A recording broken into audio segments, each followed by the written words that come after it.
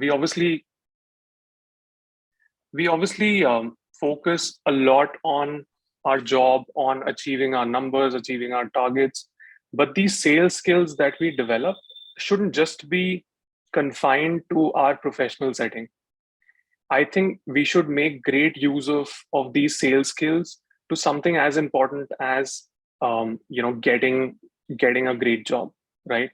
Because sales skills are not just useful in your professional work; they can be applied to a lot of other things in your personal relationships, in getting access to great job opportunities, or going through the job search process, or how to navigate through the job hunting process, how to up your strategy when it comes to job hunting. And obviously your job, your work sort of plays a very significant role in your daily lives, right? Because you're effectively working 8 hours a day, 8 to 9 hours. So that's roughly about half your waking hours are going actively, towards your work. So it has a lot of impact in your life, in terms of, and so many other things, right? In terms of your financial well-being, in terms of your happiness levels, and so on. So I felt, this could be an impactful topic to cover. And even if there's one or two takeaways for you, so after the session, if you go back and say, hey, this was one idea that I can apply immediately, I'd be very happy about that, and I would have contributed in some way. So that's my goal with respect to the topic, with respect to what we're going to talk about. And I want to keep it free flowing, more engaging, more interactive, while presentation obviously is going to be the reference point. But I think it's important to sort of have that conversation, because it's important to know your perspective as well as we move along these slides. So that's a quick background and context of why we decided to sort of go ahead with this topic. All right.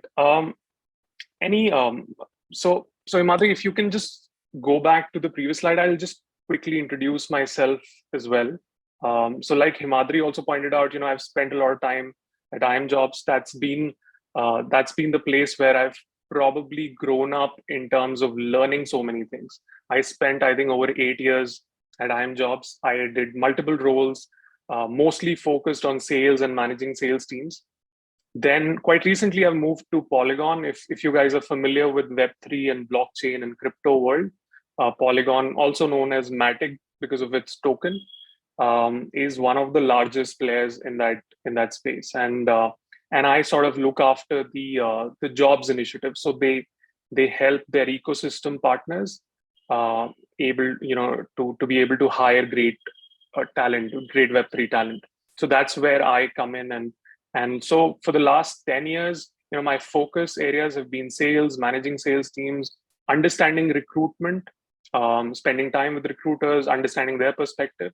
So which is why I felt, I might have a few things to sort of share when it comes to hiring or looking for a job, or how to sort of up your game.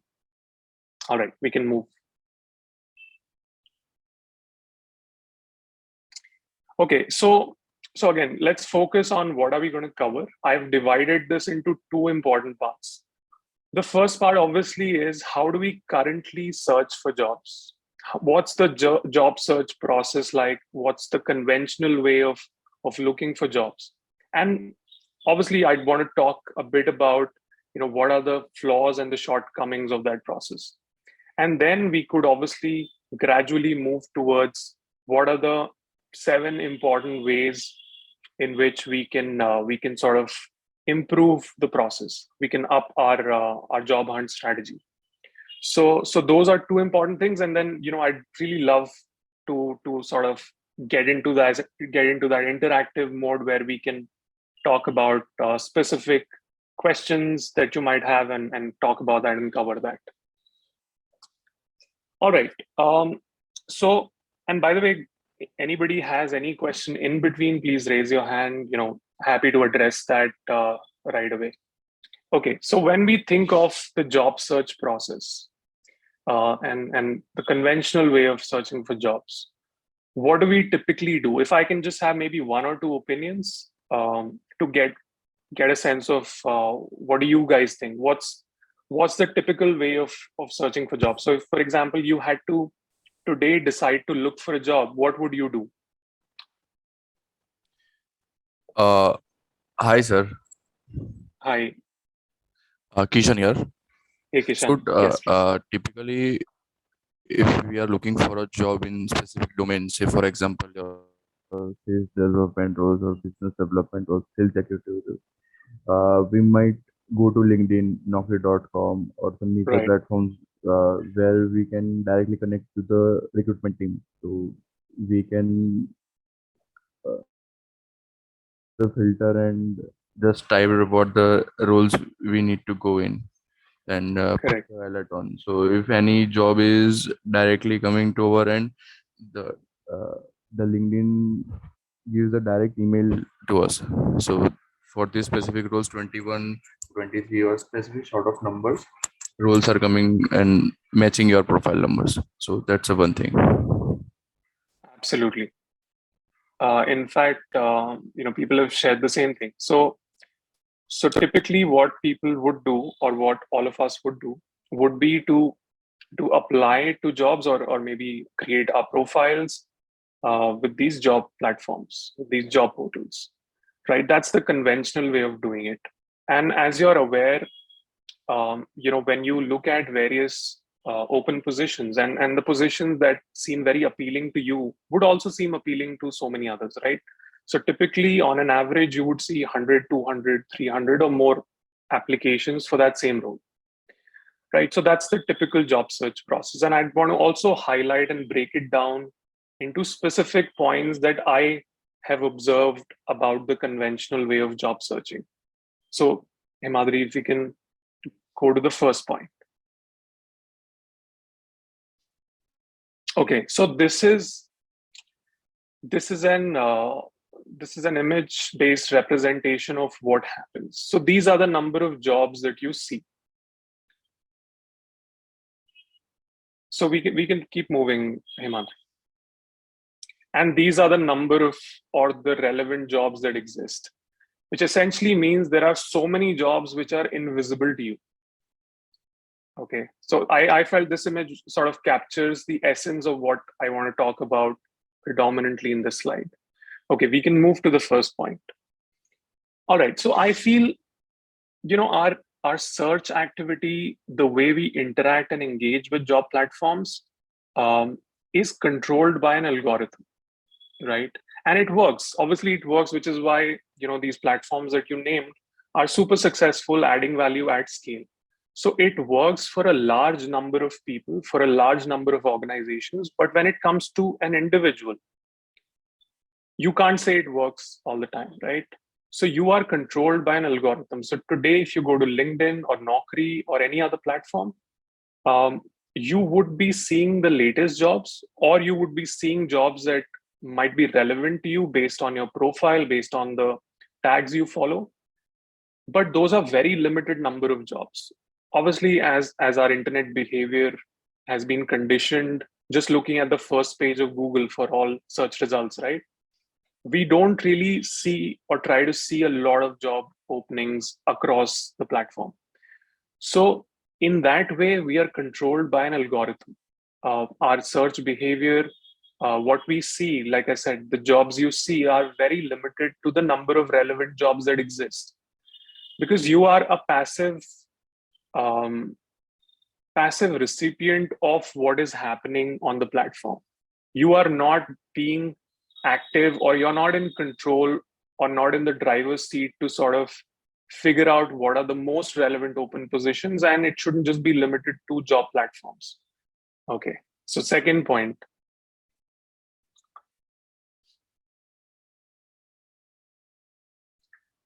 Right, like I was mentioning earlier, that your applications are one among 300 or 400 applications, right? uh, and a lot of the times these applications come to a particular job opening on one platform, whereas on the other platform there are another 200, 300 open applications. So for the recruiter, they might have two or three platforms where they would have posted this job, or this job would be reflecting. and the number of applications would be over 500-600. So if you are the recruiter, if you imagine it from their perspective, you wouldn't have time to go through each application, right? Which essentially means that you are lost in the crowd, regardless of how great your resume looks, just by the nature of the competition of this ultra competitive space, your application gets lost. I think the third point that also came out, and we can go ahead with that, is one thing that we don't really understand to a great extent is the fact that the application tracking system. So if you guys are you guys familiar with application tracking systems? Anyone? Yes. Yeah. Okay. So essentially what happens is, and this is something that most large organizations have been leveraging, and it's worked for them. It's a great addition to their recruiting process, increases efficiency and so on. But again, from your individual unique perspective, when you apply or share your profile or your resume with an ATS, there's a lot of filtering that happens. So even before a human actually sees your application or your resume, it is going through a lot of automated screening steps, right? And it could be driven by keywords. So for example, if the job description has certain buzzwords or keywords, and if your profile doesn't have any of those, or if you don't match the experience bracket and so many other criteria that the recruiter might have fed into their system, then you would get automatically rejected even before a human actually looks at your job application or to your resume. In fact, again, these are numbers that I saw online. Over 60 to 70% of applications get rejected automatically by ATS, even without, like I said, somebody or a recruiter or a hiring manager even viewing your application. And then from a job seeker's perspective, we're always thinking that, what happened to our application? I applied here, I applied to 50 different places, but I haven't heard back. And one of the main reasons is that there is automated screening in place with these ATS level barriers. So that's again a shortcoming, a flaw from your perspective. Again, I'm not talking about it from an organization level perspective or a recruiter perspective, because a lot of these things work for them. But from your individual perspective, these are flaws in the conventional job search model. Okay, this is something that probably is very self-explanatory. Recruiters got limited bandwidth. Like I said, they're probably posting jobs on multiple platforms, or these jobs are reflecting on multiple platforms, so they get applications in hundreds. So they don't have the time to go through each application. While you might have put in effort and you've created a great resume, chances are the recruiters not even spent more than 5 or 6 seconds. In fact, there's this other statistic that a resume on an average gets less than 6 or 7 seconds of a recruiter's attention. And this is something that, again, you can search and see as well, that your resume is probably not even getting more than 5-6 seconds at best. So that's again another challenge from a job seeker's perspective, that the recruiter's bandwidth is limited. Even when I apply to these multiple job platforms, it's very difficult to sort of stand out and be visible to the recruiter and make an impact, right? Okay. Now this is another important thing, and probably the most important thing. I think, when you're searching for jobs, more than it being a skill problem or a process problem, it eventually becomes a motivation problem. What happens is, because of these various platforms, you can easily apply to a lot of jobs. You can upload your profile, and once the profile has been created on the job platform, you can easily just click on apply on 20 jobs in a day or 30 jobs in a day. There's no limit to that. Now, what that does is it it sort of trains you subconsciously to apply to a lot of jobs, because that seems easy to do, right? Because you've already created your profile. Now all you have to do is just apply to 50 open positions. But again, you're falling in this trap of all these problems that I highlighted above, and then you get into this rejection loop where you're subconsciously thinking, I applied to 50, 60 open positions. Why didn't I hear back? And then it sort of sets in where you start doubting the entire process. You start doubting your experience or your skills, and you start thinking, hey, am I even required at this organization? Am I good enough for this organization? Should I start looking at smaller companies, or tier 2, tier 3, or whatever that ranking in your head is? Should I start looking at some of these other organizations? And that doubt and that motivation issue then sort of compounds negatively in your job search process. Then every time, next time you apply to a job, you have this baggage of a lot of rejections, which, to be honest, if you ask me, were rejections even before you applied to those jobs, because there was no plan, there was no structure to that approach. And that, I think, is the biggest problem. We've all been there. I've been a job seeker a lot of times, right? I've gone through that process of doubting that, am I good enough for this job or good enough for this organization? A lot of rejections, and they have an impact, because at the end of the day, we are humans, right? So no matter the process becoming easier for you to apply to a lot of jobs, the moment you start getting rejection emails, it has an impact. And it also sort of, like I said, defines your next steps, and that becomes a challenge. So the moment I don't want to use the word mindlessly, but the moment you just go on this spree of just clicking on apply to a lot of jobs, that has an impact on your process. Yeah. Okay. Now this is something, I don't know how many of you would relate to this, but this is something that's happened to me. I've seen it happen to a lot of friends in my circle, a lot of ex-colleagues, a lot of people I talk to, where what happens is, when you look at the job platforms, you see open positions, right, which have been explicitly shared with a job description by the recruiter, and there's been a process around it, and they've finally gone live. These are open positions, these are openings, and we're always looking at those openings. But there are a lot of times, again, coming back to the picture, there are a lot of times where you meet somebody who's relevant, who's a decision maker, who's probably a founder at a startup. You meet them and they create a role for you because they found you super valuable, they found you super relevant.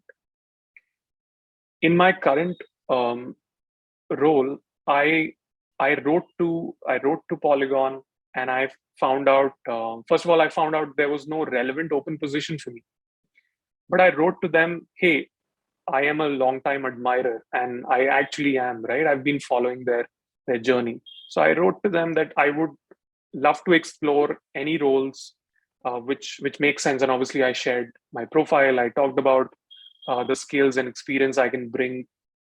And then we got into a conversation, and there was actually a role which was not published online, but was about to get published. And it seemed like a great fit, for both the sides. And that's how I got this opportunity. I've seen that happen to a lot of people in my circle, where they've gotten into a conversation, and certain roles which were in conceptualization stage or ideation stage at a leadership level opened up for them. So I would suggest, again, I'll come back to what I would suggest, but this is a problem where we're always looking for openings which exist on platforms, but there's so many opportunities that we're probably not looking at. So getting into conversations with relevant people, with relevant organizations, can open up a lot of opportunities. Yeah, I think that sort of covers my slide. Okay, so there's an additional point which I think is super applicable. I've been on both sides of recruitment, and whenever I was interviewing somebody, I was always surprised to see the fact that it was super common to not research about the role, about the organization that much. And I felt anybody who came up with even some research, who would have even spent half an hour or 1 hour looking at the company, what it does, looking at the role, trying to figure out what team is this role in, they would automatically stand out because most people don't do that. So I was unpleasantly amazed by the fact that research is not as common as we'd expect. People researching about roles, about companies. So those are things that I feel are shortcomings in the conventional job search process. And now we can move on to what I think. These are 5 ways. Actually, these are 7 ways to up your job hunt strategy. Now, starting from the beginning, right? When you say you want to get a dream job, I think it's super duper important to first of all know what that means, right? Because a lot of the times our dream job gets defined by society, gets defined by people around us, gets defined um, by things that we see online, which appeal to us in some way, right? But we are always influenced.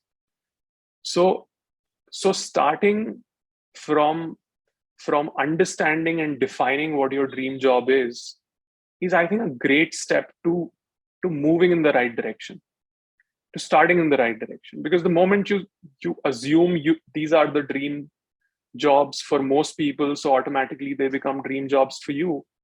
And then you finally realize when you're interviewing with these organizations, or when you're trying to reach out to them, you realize that maybe this is not something that you enjoy doing. And that is an important realization, and maybe it's already a lot of time spent in that. So I think a good starting step, or the good first step, would be in clearly defining what does a dream job mean for you, because it's going to be super unique to you. So I'd want to start with the first point. See, career and work and job a lot of the times um, seem like one dimensional, where we know this is a great job, we know this is not a good job, right? But there are so many nuances to any job role, right? There are so many dimensions to any job role. It becomes super important for people to understand that. Because for me, let's say brand could be relevant, or learning and growth opportunities could be my priority number one, or culture could be my priority number one. If I see that there's a lot of flexibility being offered, that could be priority number one for me. But for somebody else, it could be something else. It could be compensation, it could be title, it could be the role, right? So I can't tell you, hey, apply to this job, apply to this company, it's a great company. I think that's been amplified, and especially in these times, with us spending a lot of time online, looking at what others feel about things and listening to their opinions all the time. I think it gets amplified during the current world that we live in. So we get super influenced by what everybody says, right? So which is why if I ask you what's your dream company, I can almost guess like what is going to be the top 2 or 3 um, organizations, right? So so yeah, so that's super important. In fact, I'd want to open this up again. Like I said, we'd want this to be interactive and engaging. So I want to open it up and ask you guys, what is your number one priority when you're looking for your dream job? If I can get like 2 or 3 opinions on that.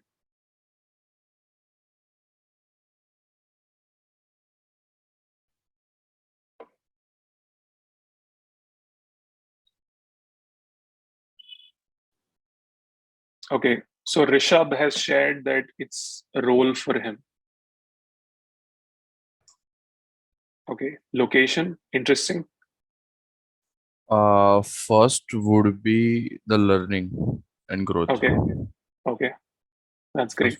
Yeah, first would be learning and growth, and afterwards, like spending half year, 1 year, 2 year, you get to know where you stand in the specific role. Then you can demand the more opportunities, Right. the role, then and automatic the things start to fall in line. That's what I believe. Okay. It's super interesting, and thank you so much for sharing that. Super interesting to see on the chat.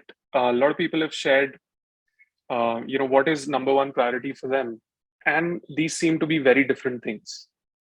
Obviously, there are some similar opinions, which is entirely the point of this. That your dream job is completely dependent on your priority, on what you prefer or prioritize.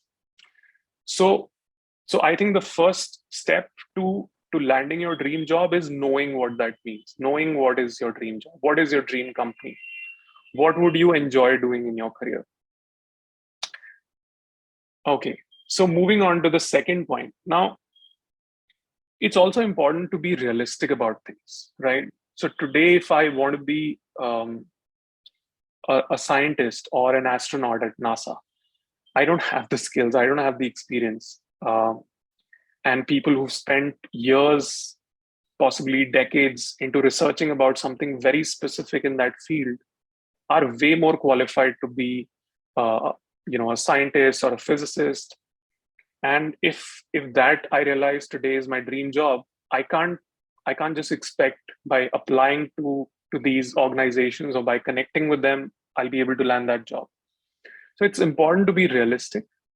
But at the same time, if you have an aspirational dream job, can you create a realistic plan towards it? Let's say I want to be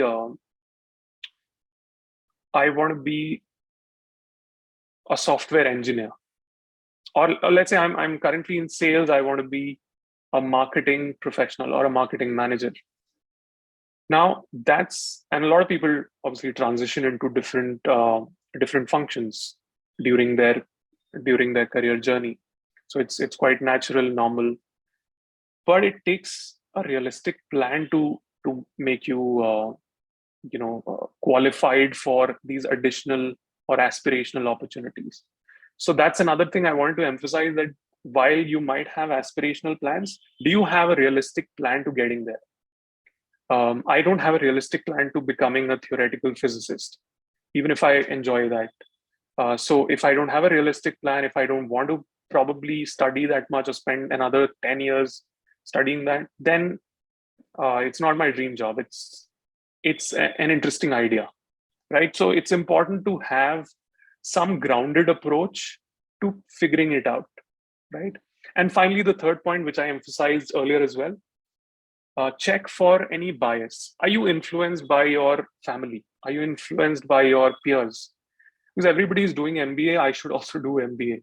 Everybody is doing engineering, I should also be an engineer. I don't know how many of you relate to that, but I have gone through that phase, right, where everybody in my circle was pursuing engineering, so I did. Everybody then started talking about MBA, which seemed like an exciting thing, so I did MBA.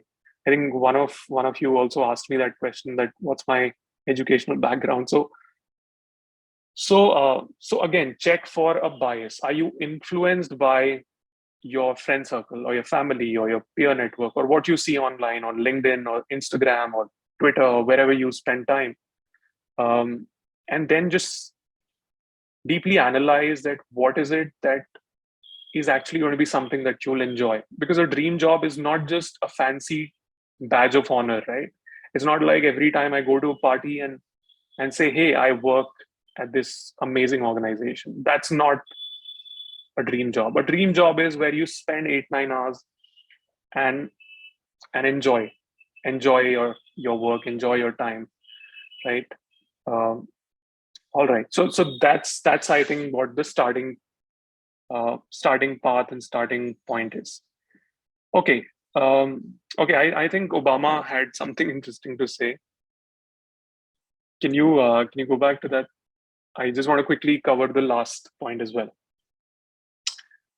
Again, the CTA, the call to action here is identify companies that align with your priorities. So first, when you do this analysis, do this research, then figure out what are the companies or organizations that align with those priorities. If I were to just go back to some of the inputs, so somebody said culture. Now figure out, which organizations are known for great culture, and there are so many materials online to figure that out, right? And you can verify, you can read reviews, Glassdoor, LinkedIn, employee testimonials, and so on. So there are multiple ways in figuring out, which organizations have great culture. Then somebody wrote flexibility to work, opportunities to move around functions and responsibility. Again, if that's your priority, there are ways in figuring out which organizations align with that. Yeah. All right, we can proceed to the next slide. Yes. Okay, I wanted to give this. Have you guys seen Squid Games? If you have, you would understand the context here.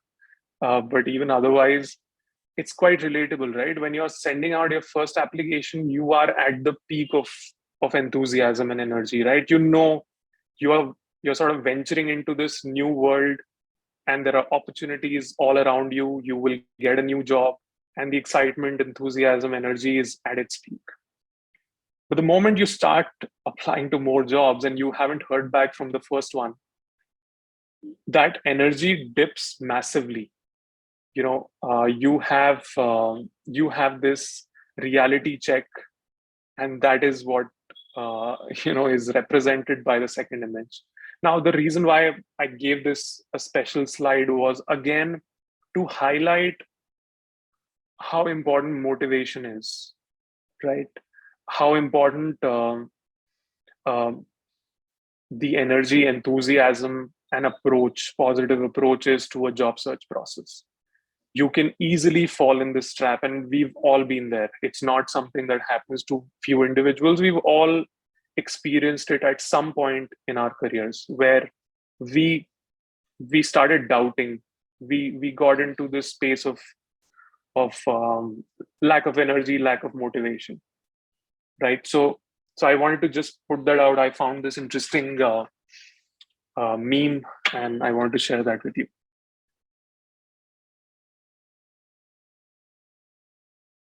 Okay, we can keep loading this. I just want to highlight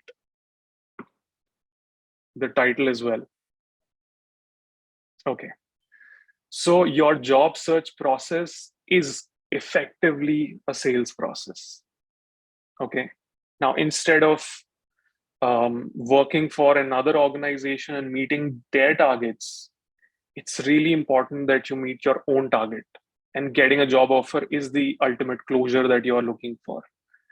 So I don't have to tell you the sales process, because you guys are already experts at that. You've been learning about it. But I just want to again quickly highlight the points which become important, become relevant. Set a target date, set a deadline. In these 3 months or in these 2 months, I have to crack this. I have to get 1 or 2 job offers. Put that, document that, articulate that, and put it in your plan. Create like a Google Sheet or an Excel file. Mention your target date and your deadline, because the moment you have a timeline is how you can divide your work. Because if you have to get, let's say, 1 offer, this is again a representative funnel math. It does not necessarily have to apply to everyone. But let's say if you have to get 1 job offer, maybe you need 10 interviews for that. Maybe you need to be shortlisted 20 times for that, and you need to apply to 100 jobs. And again, this number could vary drastically. In fact, applying to 100 jobs, getting 20 shortlistings is a great conversion by conventional standards. But we'll talk about something which is slightly unconventional. But if you have that math and you can calculate it backwards, that in these 3 months, today is 2nd July, let's say by the end of this quarter, by the end of September, I need to have 2 job offers. For that, how many interviews do you need? Again, calculate it backwards. How many times should you be shortlisted? How many times should you apply for that?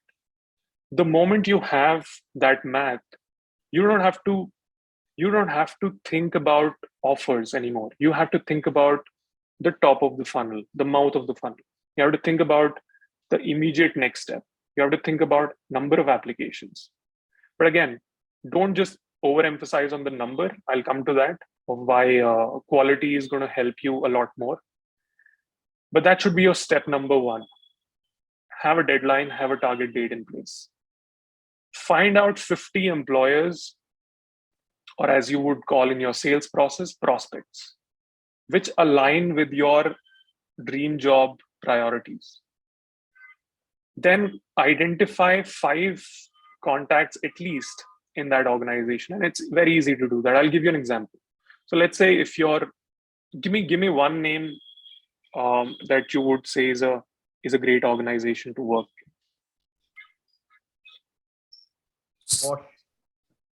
Oh, somebody said Siemens, Amazon. Okay. So let's say if Amazon is the organization that you want to work in, it's going to be super easy to identify 5 contacts. And let's say you're a sales professional, you're looking for a sales role. Finding 5 sales contacts in Amazon is not going to be difficult. They're all on LinkedIn or on other platforms, and just list that down. In fact, this sample table format, as you can see on the right hand side, where you list down employers, you mention their location, you highlight the open roles, plus you identify the contacts, right? And then funnel math guides you with respect to what is your immediate next step, what is your immediate next action, how many applications, or the quality of application, or the conversion rate, right? Then comes consistency. Now, there's nothing that you can achieve without being consistent. The previous image was sort of representing that. The moment your enthusiasm, energy goes down, you are sort of moving in a direction where you'll get demoralized, demotivated, and that'll start reflecting in your actions. In fact, it's super important to pick yourself up and bring and infuse energy and enthusiasm and positivity in your approach when you've not got any callbacks from recruiters or organizations. That's probably the most important time when a motivated you is required, right? So it's important to be consistent. Again, like in a sales process, have a daily and weekly plan. It can't just be a random, vague approach that, okay, I'll see if I find anything interesting this week, I'll apply to a job, or I'll do this, right? It has to be very methodical, because you have a deadline in place. You have a target, which let's say is 2 job offers or 1 job offer. You have a backward calculation, which is telling you this is what you need to do.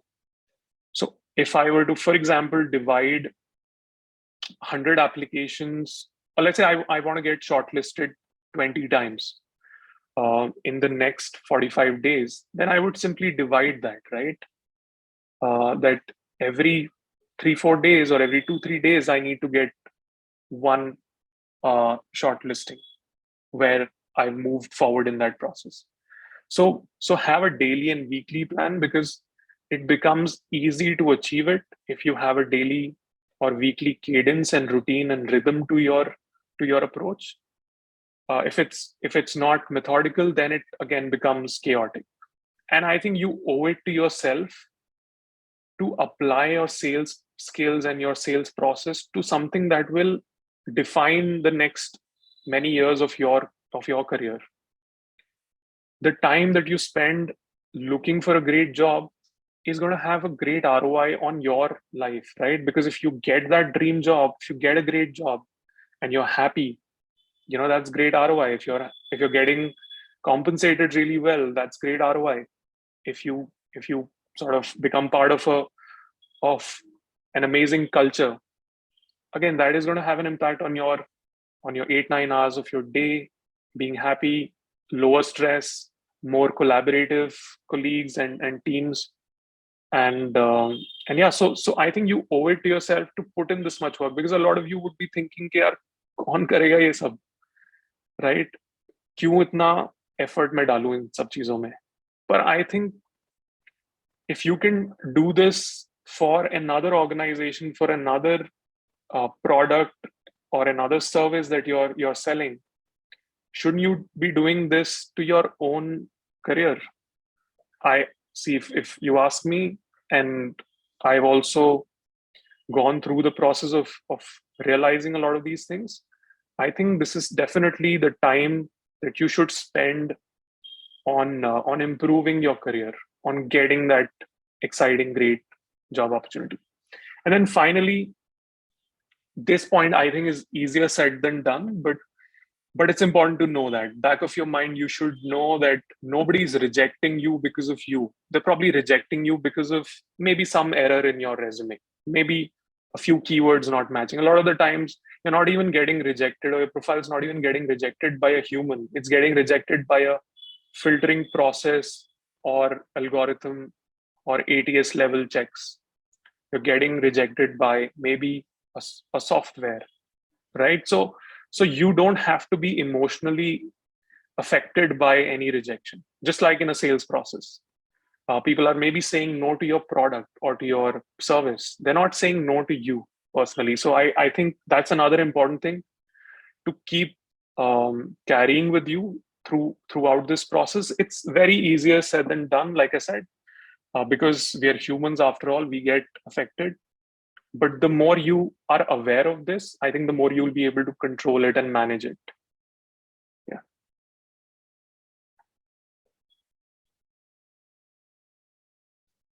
We can move forward. Yes. Okay. Now, one of the most important things is to stand out, right? Because when you're competing with 100, 200, 300 or more applications, it's super important to stand out. And how do you stand out is another thing that we'll talk about. But just putting it out there that this is an extremely important point that I'd want to spend some time and emphasize on. Okay, the first image, clearly this person's standing out, um, is seeming more human and standing out. So that's what is represented. The second image, if you look at these cars, do you know what is special about this image? Anybody has any thought around this? What is A and B in this image? First of all, do they seem different images to you?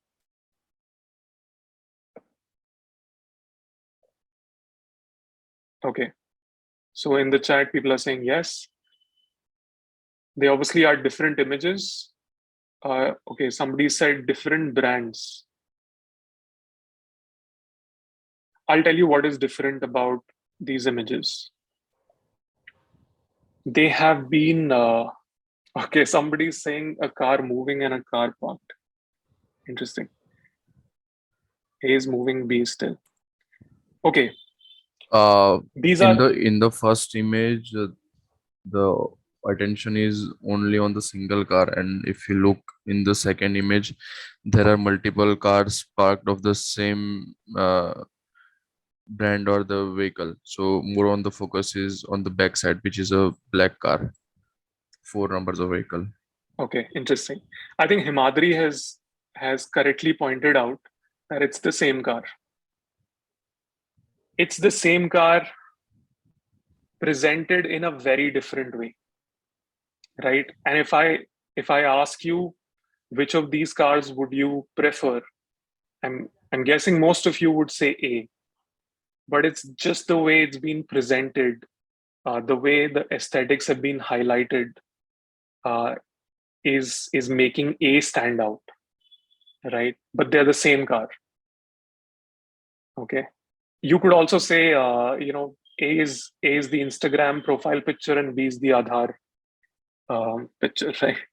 But the way they've been presented is again making it stand out. So again, a couple of images to sort of put my point across. Okay, now we can move on to what would make you stand out. What do you want to say? Like, can you give like what do you want to? What's the approach? Like, what's the thing you want to explain here? Want to ask? Sure.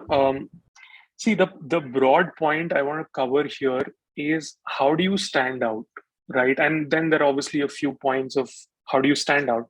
These are a couple of images, and it'll tie again to the points we'll cover of what is important and how do you stand out, right?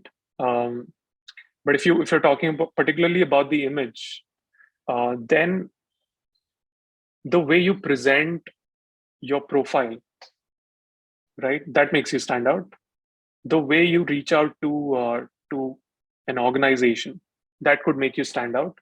The way you emphasize, highlight things that matter. What is the measurable impact that you've created in your previous role or in your previous organization? Instead of just saying, "Hey, I spent like 4 years in this organization. These were the roles I was in." Right? You could present it in a way that, in the first year, these were the things I focused on. And as a result, this was the measurable impact that got created. The revenue moved from X to 2X or 3X, or whatever that measurable metric you want to invoke in that sentence. So we'll come to that. But I just wanted to sort of share the images first to set the tone of this slide. Okay, so talking about this very interesting topic. Now, cost signaling theory is essentially just signaling to somebody what is the cost you've incurred by doing this, right? For example, if you were to apply to a job opening on a platform where there are 300 people who've already applied, you are not signaling an extraordinary cost you've incurred because you've probably uploaded your profile, applied on it, took you less than 5 minutes. So the recruiter is not going to be impressed, or the hiring manager or the founder is not going to be impressed by your application just because you shared it or you submitted it through a job platform, because it's low effort, low cost, right? And cost here doesn't obviously mean financial cost, but cost in terms of effort, in terms of time, in terms of your investment of applying your mind and coming up with your own ideas. So if I am the hiring manager and if I'm hiring for my team and somebody writes an email to me saying that, hey, this is the research I've done. From what I could gather, this is what your team or your organization could really benefit from. I'm sharing a few thoughts and ideas of how I can add value, and these are some very specific ideas of how I can add value.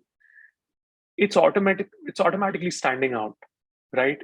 It's way better and way more impactful than just an application that came to my ATS, right? Because I now know this person spent some time.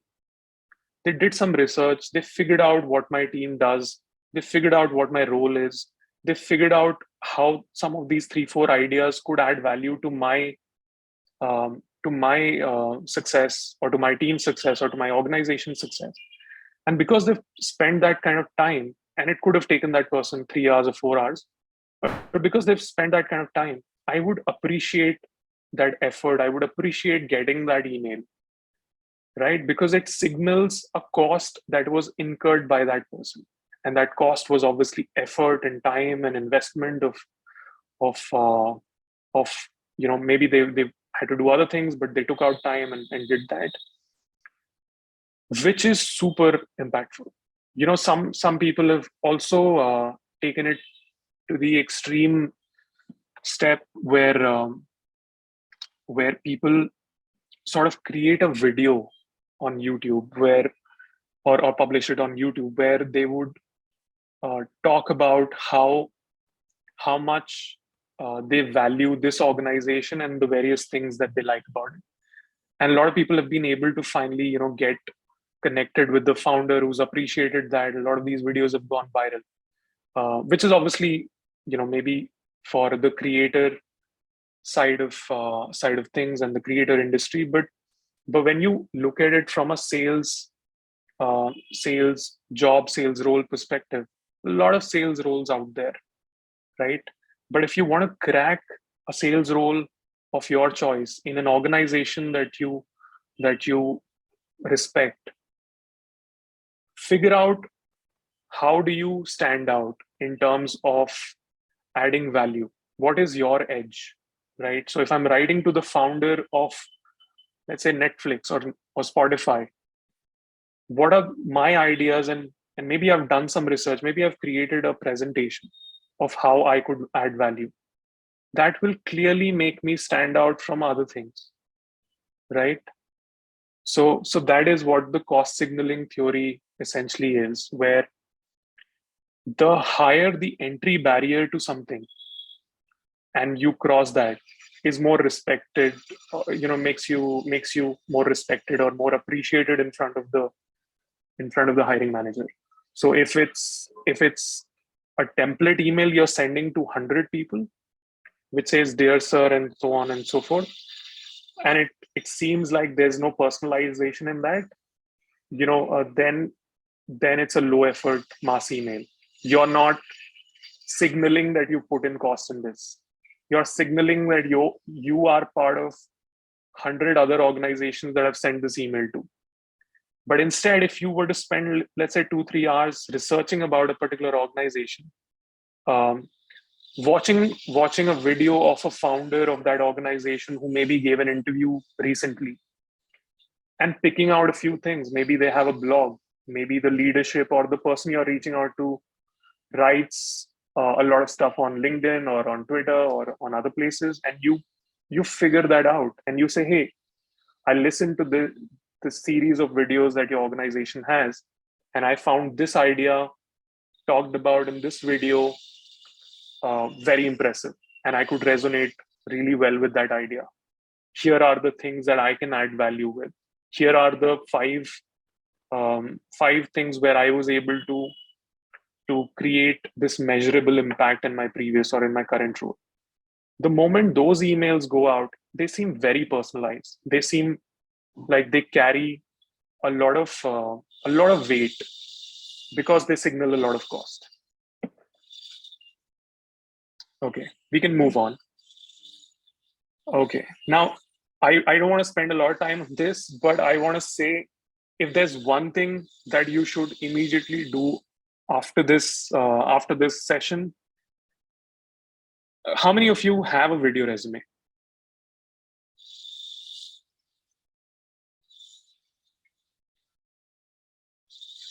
Okay, so somebody's written yes, they have a video resume.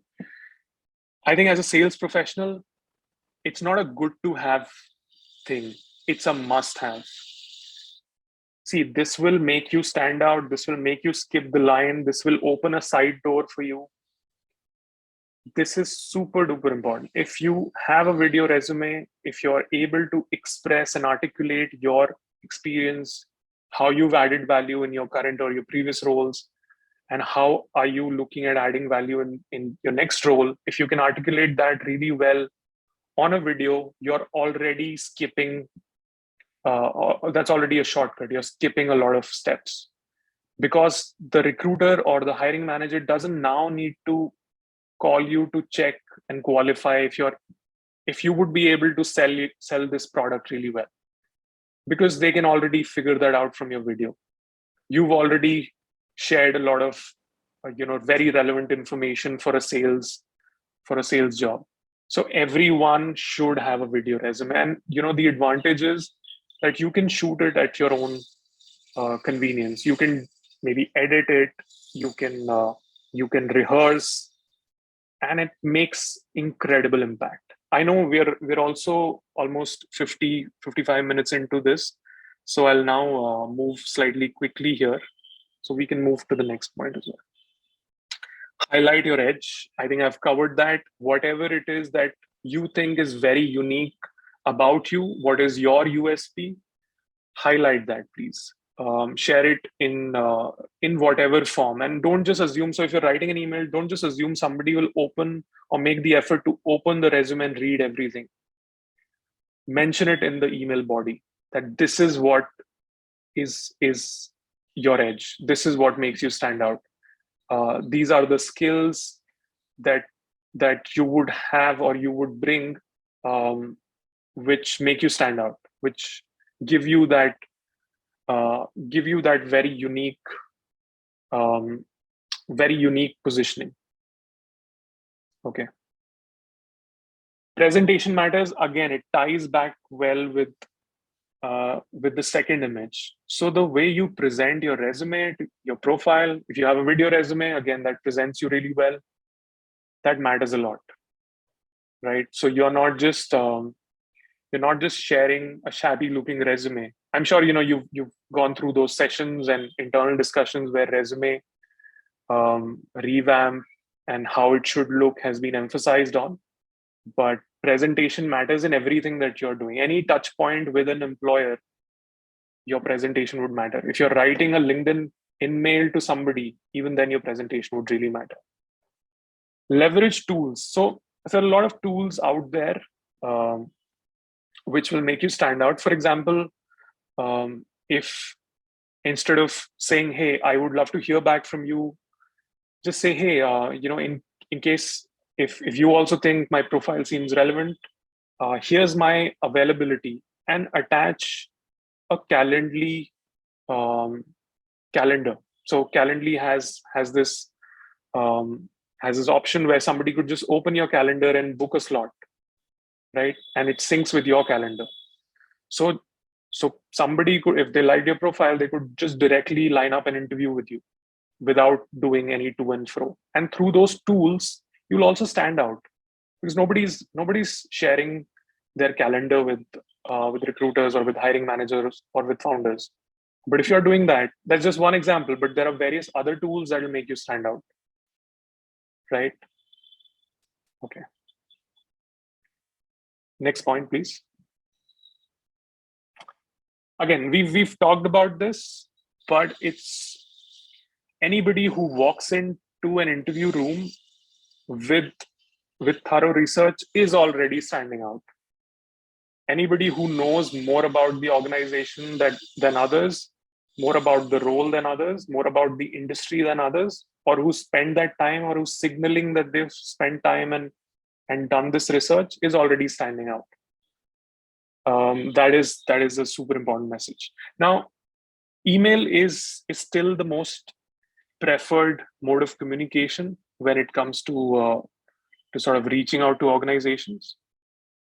So I again wanted to emphasize on that and come up with these few ideas around it.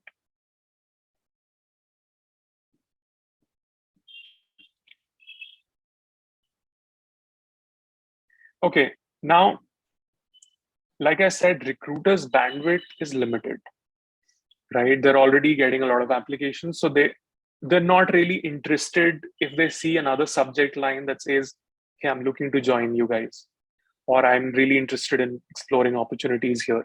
They won't be thrilled to see that email because they're already inundated with so many emails, so many applications.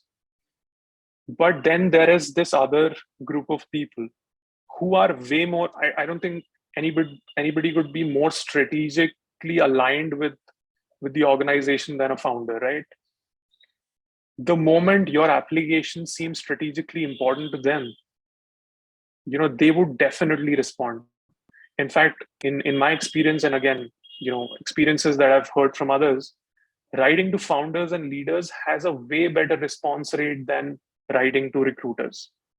Because these people, like I said, are more strategically aligned to what the company needs. If the company needs an amazing sales professional who has shown proactiveness and initiative and shared these very interesting bullet points about their measurable impact and about what they would bring on the table and shared this video resume, a founder would really appreciate all of those points.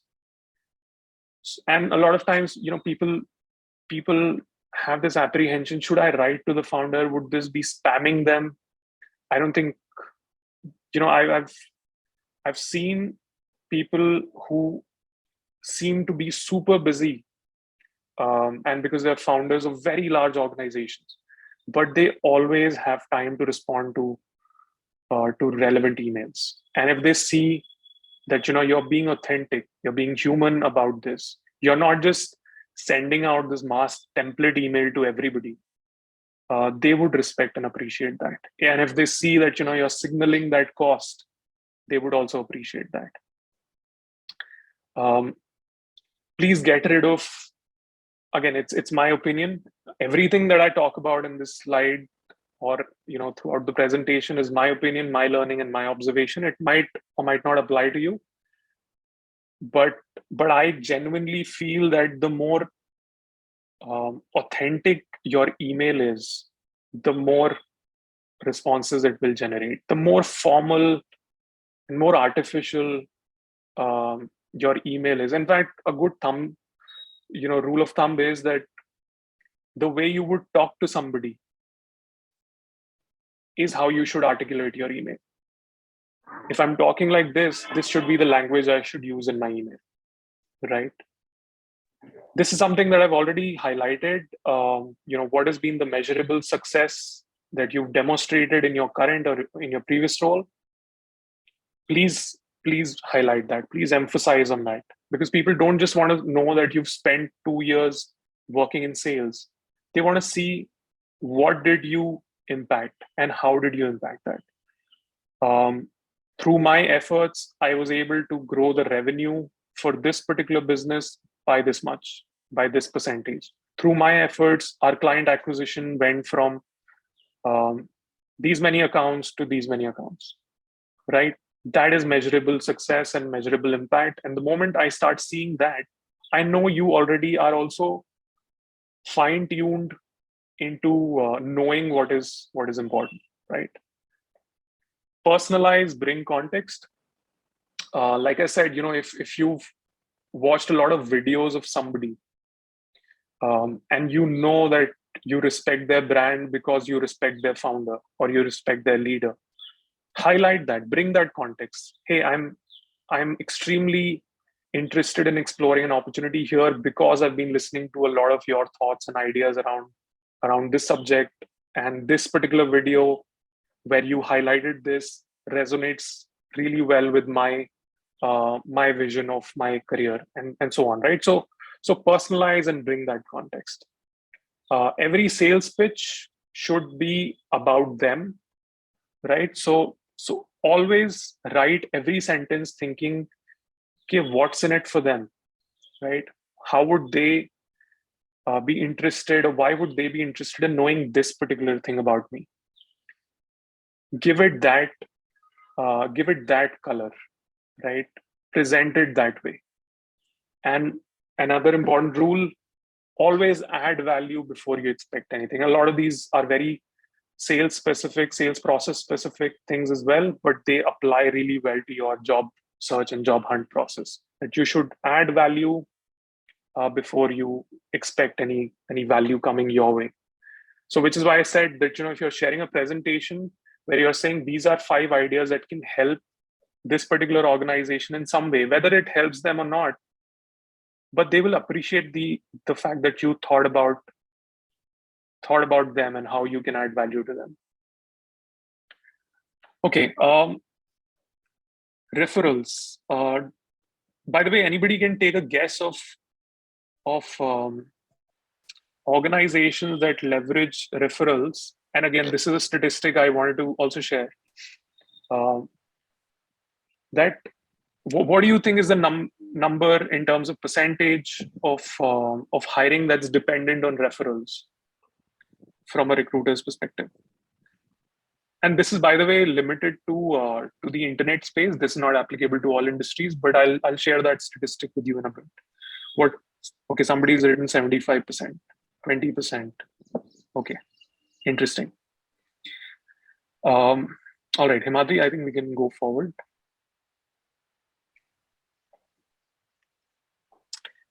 So again, based on the numbers I've come across, 50%, 40 to 50% of hiring happens through referrals, at least in the internet space. When you're applying to a job on a job platform, you're already competing with hundreds of applications. But when you're sort of being referred to an organization, there's much less competition, and you've already got somebody backing you, somebody vouching for you. So that already, you know, puts your foot in the door, puts you in a very advantageous position. And that's something which I feel, and again, I talk to a lot of people where I feel this is a very underutilized method of getting a great job. So how do you then figure out that you can be referred to an organization of your choice? One, you obviously figure out if you have any contact in that organization, if you know somebody there, if there's a connection working there, or if there's a friend of your friend working there, explore that. If not, and we can continue with the points. I think we can list down all the points. And if not, then figure out who are the contacts. Again, going back to the previous point, where figure out 5 to 10 contacts in that organization. Engage with them, reach out to them, connect with them. Okay, by the way, I'll take another 10 to 15 minutes and then we can quickly sort of conclude this and talk about your questions. And yeah, just wanted to share that as well. Okay, referred applicants are 9 times more likely to get hired. Again, it's a very underutilized method of getting introduced into organizations. You get warm intros, you get referred, you're already skipping a lot of steps. Now there are different ways, and obviously this presentation would be available to you so you can go through all the points, but the key points I want to highlight are that find out those contacts in that organization, engage with them, connect with them, and don't just look at them as means to getting you an interview, but genuinely connect with them, genuinely ask for their advice. Like, for example, somebody mentioned Amazon is an employer of choice for them. Figure out who are the sales leaders in that organization, who are open to giving you guidance or advice. Connect with them, and don't just write the first message that, hey, can you refer me to your company? That seems very transactional, and the other person, even if they have open positions in their team, they'll not appreciate you sort of coming across as just using them for that interview, right? So respect the person, connect with them, add value to them, because if they're sharing content, if they're active on social media, like, comment, understand what they're trying to say, right? And nurture that relationship and add value, and write one meaningful comment every day, not to every post or everything that they write, but wherever you feel that you connect with the thought that they've shared, right? There are also other ways. If for example you think you don't have a lot of time because you have a deadline, and you still want them to sort of refer you to for this role, you can just call out the fact that you are being very obviously salesy. You can acknowledge that, because that will show that you have the self-awareness. You could write to them and say, hey, really sorry, this might be the first message which will be a very salesy one, but I saw this amazing opportunity and I thought I should connect with you and see if you'd be able to refer me for this role. Apologies again for coming across or of being very very salesy about this, or sort of coming to the point, right? So acknowledge that. That'll also make you stand out, because you'll come across as somebody who has the self-awareness, who's acknowledging this fact, and that I think that brings down their guard as well, because then they'll see the authentic human side of you.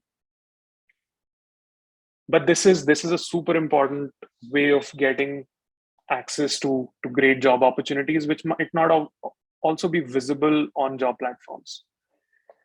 Um, Positive closure. I think, Himadri, you can also load up all the points here.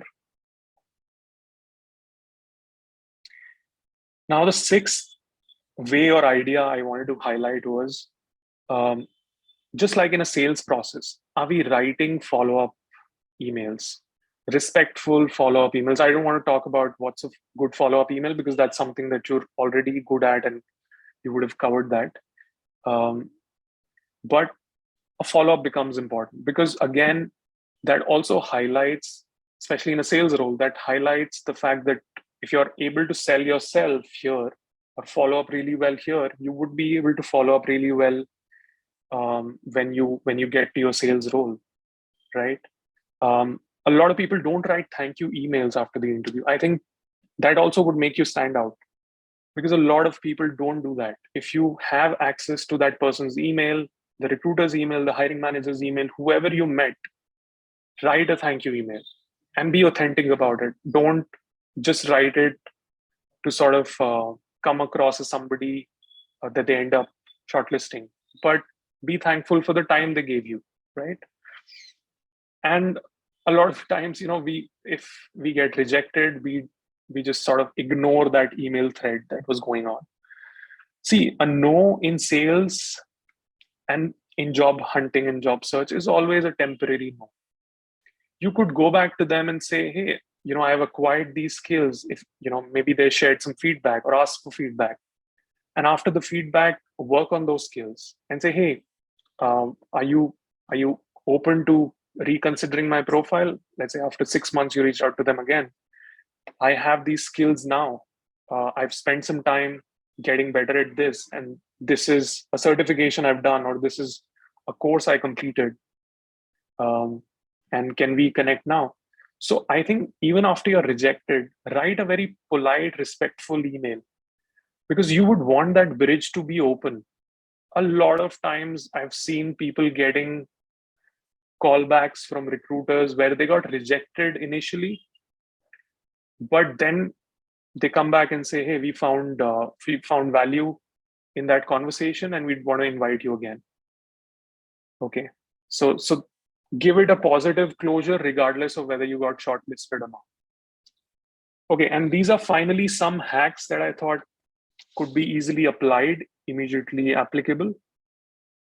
Like I pointed out earlier, the ATS also rejects a lot of profiles and resumes based on keywords. So let's say you're looking for a sales manager role in a SaaS organization. Look at 15, 20 job descriptions of SaaS organizations for a sales manager role, or for a sales head role, whatever you're going after. Look at those job descriptions, look at the most common keywords and buzzwords being used, and use them in your resume. Apply that in your resume. Blend it, bake it into your resume, because then you would have a lot of these buzzwords and keywords which the ATS loves, right? The concept of diminishing marginal utility in economics, where beyond a point, everything additional is giving you less utility. I think, when it comes to application process, the first few applicants get way better results, get a lot more attention than somebody who applied after 200 applications, right? So early applicants get disproportionately better results, so which means you should be subscribing to a lot of job alerts, and job alerts are everywhere, be it LinkedIn, Google. Every platform would have some form of job alert. Subscribe to that for your keywords. So the moment an Amazon, for example, again, I'm coming back to Amazon because somebody pointed that out. So for example, Amazon's hiring for sales for your preferred role, and the moment that role gets posted, you get an alert and you become an early applicant. Or otherwise, you can also search on LinkedIn with these quotes and say early applicant. It'll mostly show you a lot of jobs where you could be an early applicant, where there are not a lot of applications which have come in yet. You could also search for actively hiring. It will show you all the people who've put that in their profile, and you can connect with them, and they'll appreciate it more, right? Because they're already actively hiring, and they would only signal it in their profile if they're open to receiving a lot of these messages or these connection requests. Sometimes we focus a lot on on job portals which already get a lot of applications, right? Why don't you look at new job portals? Product Hunt is a great product discovery platform. So if you look for job platforms on Product Hunt, they will show you a lot of new job portals, which would love to help you get a job, because they also want a success story, because they're starting out. Or recruiting agencies or firms, they're also, if they're new and starting out, they will look at you as a success story, as a testimonial, and they'll say, let me help this person get an amazing job, and this person will then spread that word of mouth. So find out those less populated job platforms as well, and track funding news, because any startup, any organization that's raised funding is naturally going to spend that in hiring more people. So they'll again be more open to receiving emails. Track expansion or hiring news. Again, you can do that on Google easily. So these are some immediate hacks that you can use to sort of get ahead in your job hunt strategy. Okay, I think those were the 7 main ideas I wanted to talk about. This has already been over an hour. So thank you for your patience and listening about all of these ideas and my thoughts. If you have any questions, I think this could be the time we can talk and cover about it. Guys, if you have any questions, please feel free to ask Piyush. I think that's a fantastic platform, and he would be more than happy to address your questions. And by the way, another thing, in case if you have any question that you want to ask me separately as well, I'm happy to connect, add value in whatever way I can.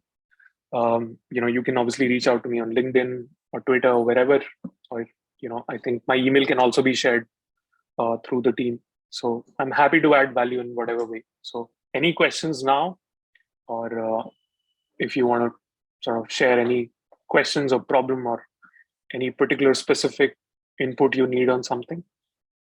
Piyush, I think Kishan has the same question again, which he asked at the start of the session. So I think, he's put the same question back. So if you could be so kind enough to address his question. Okay. Okay. So my journey. Okay. So by the way, I think I mentioned it during the presentation as well, that I'm an engineer, mechanical engineer. But don't ask me any mechanical engineering questions. I would not have any clue. And I then pursued MBA. I might have some understanding about the way business works, again, because I've spent a lot of time in sales and management and in looking at business growth, etc. But yeah, so if you want to know where I did my schooling, so I did my schooling from Don Bosco School in Delhi. Again, if you guys are familiar with Delhi, it's a relatively well-known school. Then I did engineering from Greater Noida, from UP Technical University.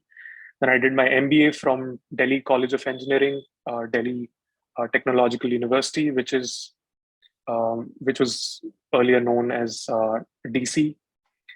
Then I think a big part of me getting into sales was the success, and obviously owe a lot of my whatever I've learned, whatever I've achieved to my journey in IIM Jobs, and to Tarun and to all the colleagues, Himadri and Palak and everybody who I worked with. So I attribute a lot of my success to my time at IIM Jobs, and that's when I saw a lot of success in selling, and which is what sort of gave me that confidence that I can do well in sales. So my journey in IIM Jobs started with selling, the recruitment solutions to companies in Bangalore and in South India. And the moment I started seeing a lot of success, sort of gave me the confidence to double down on this and learn more about this. And I got more opportunities along the way to lead a region, to lead a team, and there was a lot of learning in that. So again, to answer your question, that's how I got into sales. But I've been very happy exploring the different sides of sales, and I've tried to use my selling skills in so many other ways as well. So which is why I said, don't just limit your sales skills and your sales proficiency to just achieving targets for a particular product sales, right? Apply it to your own life, to your job hunting, to so many other things. I think your negotiation skills can also be useful in so many relationships, right? So yeah, to answer your question, that's my journey and my background. Thanks, Piyush. Thank you so Guys, much, any sir. other questions? Any other questions that you have for Piyush? Anything that's boiling in your minds that you want to ask? One last question would Sure. be my answer. Sir, Piyush, can you Yes. tell me what were the mistakes or were the hindrance you faced which might be beneficial for few of us that might avoid it and might Sure. learn one or thing or two from it? Yeah, Thank I think you. that's a great question, and thank you for being very participative. I think Kishan has been adding his inputs a lot. So, see, the top mistake I can think of is a lot of the times, rejection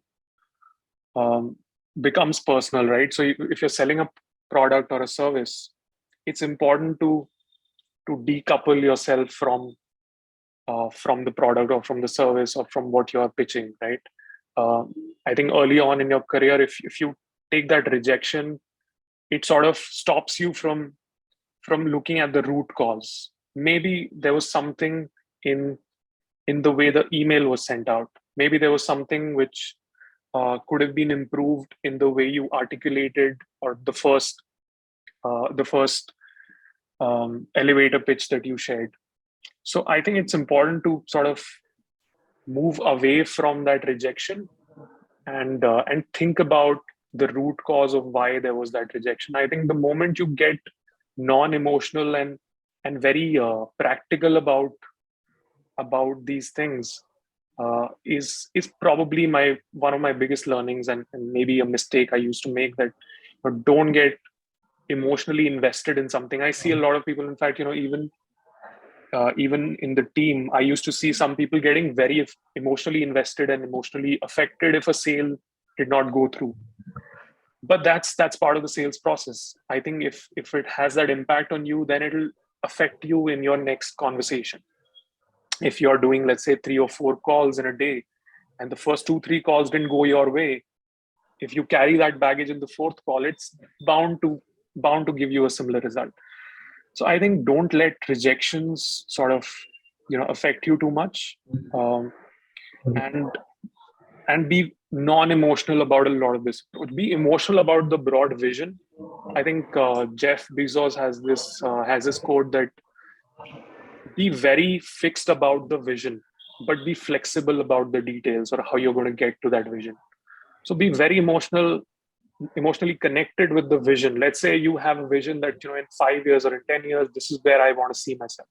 Be emotionally invested in that. But how you get there should be a very methodical, iterative process where you learn a lot of things, because nobody knows everything. Even I don't know most of the things in a job search process, but I just shared the ideas which made sense to me. Hello. Thank you so much, sir. Hey, thank you so much. Okay, guys, any other Hello. questions? Yeah. Hello. Am I audible? Yeah, Yes, you're loud and audible. clear. Hello. My name is Pratik Bade. Hi, Hello, sir. Pratik. Hi, Pratik. Hi. How are you, sir? All good. Yes. Yeah. Could you please tell me more about your current company and your job Sure. role? Basically, what do you do? Sure. All right. So again, like I said, if you're familiar with the crypto world, you would have heard Yeah. of Matic. Yeah. Matic is the token of Polygon, and Polygon offers various scalability solutions to projects which are trying to build applications in a decentralized way.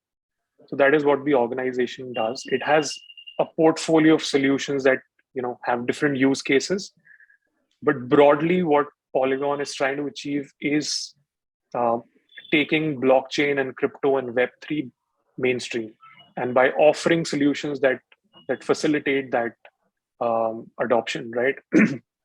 What I do there, so like I said, Polygon has this large ecosystem of various projects which are leveraging its technology and building on top of it.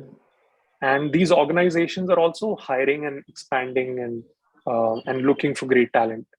So my role is to sort of help these organizations and the talent community meet each other in a very relevant way. So we have a job platform as well. It's called IIM Jobs. I can maybe share that in the chat in a bit.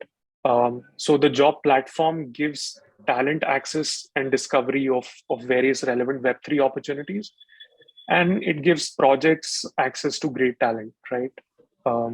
Then we also help do a lot of other things. In fact, yesterday we announced a virtual job fair that we're hosting. This is going to be focused on, the first edition is going to be focused on blockchain developers, but moving forward, we would also love to involve non-tech professionals, maybe open it up for sales and marketing professionals. So that's another dimension to how we're adding value. So fundamentally, my focus is to sort of solve the hiring problem within the Polygon ecosystem, which has tens of thousands of projects leveraging its technology. Okay, you mean to say, so are you building NFT and crypto tokens, if I'm not wrong? NFT applications, something like that. Correct. So NFT applications and blockchain applications are being built by various organizations. So for example, let's say there's a gaming company, and a gaming company wants to build a Web3 or NFT gaming project, and they can leverage Polygon's technology for that. They can build on top of Polygon so that any end user who's using that application doesn't have to spend a lot of money using it, is able to use it really in a very seamless way. So they leverage Polygon's technology for that. And what we are trying to do in the Web3 jobs initiative within Polygon is we're trying to help these projects or these applications hire great talent. Okay. Yeah. Thank you, sir. Thank you so much for your question. Okay, Piyush, thanks so much for squeezing Thank you. out time for us, and that too on a weekend, a typical Saturday.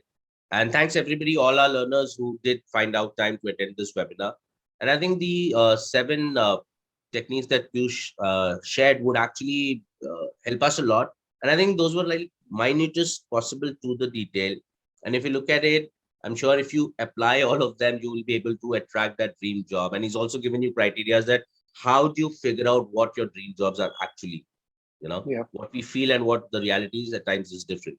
So thank you everybody for joining in, and let's see you next Saturday, same time, 12 to 1 for the next webinar. Thank you everybody for joining. Thank you so much, Himadri. Thank you Thanks, so everyone. much, sir.